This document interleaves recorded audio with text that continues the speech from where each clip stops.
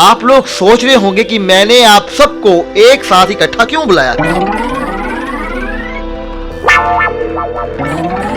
कोई खास बात होगी? हाँ, बिल्कुल खास बात है। जब से महेश इस घर में आया है तब से मैं इसको लेकर बहुत परेशान हूँ। इसकी हरकतों ने मुझे बहुत दुखी किया है, लेकिन हाल ही की घटना ने मुझे बदल दिया है और जो गांव वालों के प्रति मेरी सोच थी उसे भी बदल दिया है। महेश वास्तव में हीरा है, हीरा।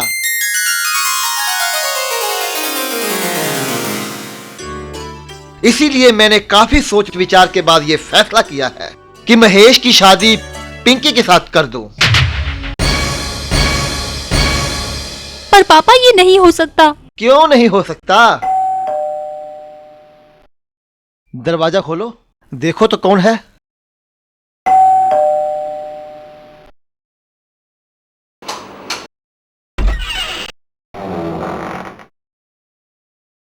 पिताजी आप?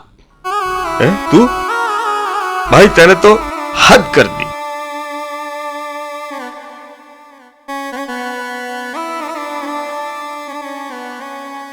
आओ। नमस्कार। नमस्कार। महेश, ये तुम्हारे पापा जी हैं? जी।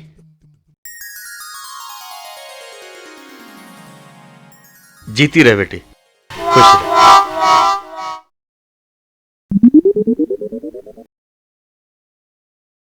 बैठो जी। बहुत ही होनहार है लड़का तुम्हारा। हमारी बहुत सेवा की है इसने, बहुत अच्छे संस्कार दिए हैं इसे आपने। ये हमारे घर का नौकर नहीं, बिल्कुल मेरे बेटे जैसा लगने लगा है ये। वो तो ठीक है भाई साहब, जैसी भी परवरिश मेरे तो हुई मैंने करी। और महेश, तेने नौकरी की क्या जरूरत पड़ गई थी? तू यहाँ नौकरी क्यों करने लगा? आपको पता नहीं है कि ये हमारे दामाद जी का नौकर है? भाई साहब मुझे तो बस इतना पता है, अकयू 2-3 दिन की कह के आया था। पर ये तो मुझसे कह रहा था कि इसका पूरा परिवार नौकर है। भाई ये तो हद हो गई। बेटा खानदानी नौकर और बाप को पता ही नहीं। वाह क्या बात है। आपका दूसरा बेटा भी तो आया था एक दिन रात में, और इसकी मौसी भी आई थी रात में। ये शुक्र है कि आप दिन में आए हो। लेकिन मुझे तो कह रहा था कि पिता के सिवाय मेरा और कोई नहीं है। यू बात तो यू बिल्कुल ठीक कह रहा है। यू मेरा इकलौता बेटा है, और अब तो इसकी मौसी को मरे भी कई साल हो लिए। महेश, यू मैं क्या सुन रहा भाई? तने क्या झूठ बोल रखा है इनके आगे? और क्यों तने अपने आप को खानदानी नौकर बता रखा? हम तो खानदानी जमींदार हैं बल्कि। मैं सोच भी नहीं सकती थी कि तू इतना झूठ बोल सकता है।